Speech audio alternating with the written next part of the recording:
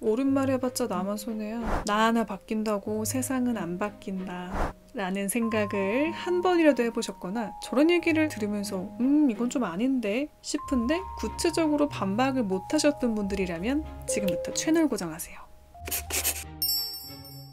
안녕하세요, 히렌치입니다. 혹시 불의를 보고 꾹 참아본 적 있으세요? 특히 회사나 학교 같은 조직 생활을 하셨던 분들이라면 누군가 옳지 못한 이야기를 했거나 내 가치 판단에서는 이건 아니다 싶은 상황에서도요, 분위기상 혹은 윗사람이라서의 이유 등등으로 꾹 참고 넘어가야 되는 상황 겪어보셨을 겁니다. 나 하나 아니요 라고 말한다고 해서 이 분위기가 바뀔까 싶기도 하고요. 괜히 말했다가 결과는 바뀌지 않는데 나만 찍힐까 싶은 생각도 들지요. 그런데 저기 한 구석에 양심이라는 친구가 자꾸 우리를 콕콕 찌릅니다.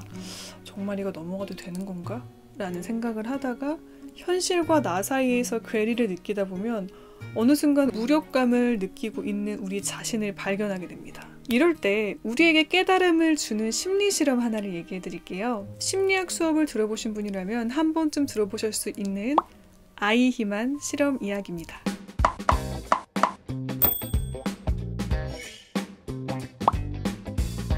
먼저 아이히만은 나치의 유대인 대학살을 주도했던 실무 책임자였습니다. 그에 쌓인 한 장에 수천만의 유대인이 가스실에서 죽임을 당했죠. 과연 아이히만은 히틀러 못지 않은 악인이었을까요? 왜 그런 학살을 자행했냐는 재판관의 질문에 그는 이런 대답을 했습니다. 저는 위에서 시켜서 했을 뿐입니다. 라고요. 그의 이런 대답을 들은 미국의 심리학자 스탠리 밀그램은 인간 심리에 대한 이런 실험을 시작합니다. 이 실험에 아이히만 실험이라는 이름을 붙이고서요. 먼저 실험에 참가자는 2명입니다. 한 명은 교사, 한 명은 학생이고요. 학생은 의자에 손이 묶인 상태에서 단어를 외워야 되고요. 만약에 학생이 단어를 외우지 못하면 교사는 학생에게 전기 충격 버튼을 누릅니다. 이 버튼을 누르면 학생에게 전기 충격이 가게 되는 거죠. 자, 여기서 포인트는 학생은 미리 섭외된 실험자입니다. 그러니까 연기자라고 보시면 되고요. 교사는 이를 전혀 모르는 실험자입니다. 학생이 단어를 못 외울 때마다 밖에 있는 실험의 주체자 한 명이 이 교사에게 학생에게 강한 전기 충격을 주려고 지시를 합니다. 단어를 못 외울수록 점점 강한 전기 충격이 가해지게 되는데요. 그때마다 학생은 소리를 지르면서 고통스러워합니다. 당장 이 실험을 중단하라고 소리를 치면서 말이죠. 그런데 밖에 있던 실험자는 교사에게 지시를 합니다. 이거 전부 다 우리가 책임질 테니까 그냥 당신은 버튼만 누르라고 말이죠. 그런데 여기서 대부분의 실험자들이요, 학생이 기절해서 죽을 수 있는 상황처럼 소리를 막 지르는데도 실험 주최자의 명령에 따라서 버튼을 눌렀다는 겁니다. 놀랍지 않나요? 주최자가 강하게 지시를 내리니까 그걸 그냥 따른 거죠. 이 실험은 이런 결론을 냅니다.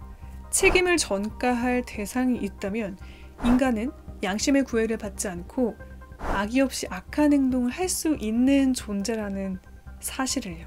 바로 나치가 이런 인간 심리를 이용을 했습니다. 과도한 분업을 통해서 타인에게 책임을 전가할 수 있게 만들고 결국에는 개인의 양심이 약해지게 만드는 시스템을 구축해서 유대인 대학살을 자행했던 겁니다.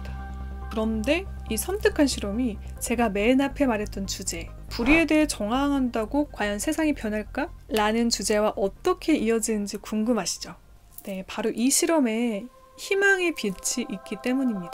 심리학자 밀그램은 이 실험의 세팅을 이번에는 다르게 해봤습니다. 바로 상황을 지시한 실험의 주최자가 2명이 돼서 안에서 버튼을 누르는 교사에게 혼란을 준 건데요. 한 명은 학생이 너무 괴로워하니까 그만하자고 얘기하고 또 다른 한 명은 괜찮다, 실험을 계속 강행해라 라고 2사람이 갈등하는 상황을 만들어 넣은 겁니다.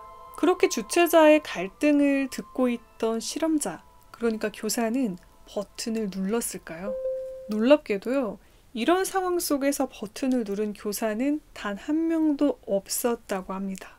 자, 여기서 우리는 오늘의 포인트를 짚을 수 있습니다. 바로 우리 양심을 깨우는 작은 지지를 누군가한테 받는다면 인간은 권위에 대한 복종이 아닌 자신의 양심을 따를 수도 있는 존재라는 겁니다. 이게 좀 아닌가? 라고 버튼을 누르는 것에 대한 갈등이 생길 때 안에서 한 명의 주최자가 본인의 생각과 같은 생각을 한다는 걸 안 이후에는 본인의 양심에 따라 버튼을 누르지 않는 행동을 하게 되는 거죠. 그러니까 우리가 속한 사회, 회사나 학교 같은 조직에서 뭔가 잘못된 일이 벌어질 때 누군가가 이건 아니에요 라고 이야기를 하는 것만으로도 개개인의 양심을 깨울 수 있다는 걸 우린 알 수 있습니다. 그러니까 우리는 조금 더 용기를 내도 괜찮습니다. 이건 좀 아니지 않나요? 이거 완전 코미디네 처럼 아닌 걸 아니라고 말하면 개인의 양심이 깨어나서 결국 그 양심의 나비 효과들로 인해 집단이 변할 수 있는 시초가 될 수 있습니다. 불의를 보고 꾹 참을 게 아니라 이 양심이라는 호수에 이건 좀 아니야 라는 조약돌 하나를 던짐으로써 이 잔잔한 변화의 물결의 호수를 만들어 보는 겁니다. 그러니까요, 이건 좀 아닌데 라고 생각되는 상황에서 말할까 말까 고민되는 상황이라면 한번 말해보는 건 어떨까요? 그게 결국에는 우리 자신 그리고 우리가 속한 집단 더 나아가서 세계까지 세상까지 바꾸는 힘이 될 수 있습니다. 그렇다고 합니다. 히렌츠였습니다. 뿅. 나치는 과도한 분업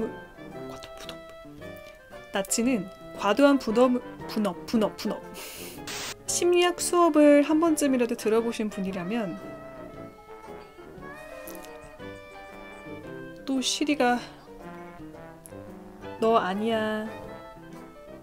알겠어요, 명성님. 생산하지 않겠습니다.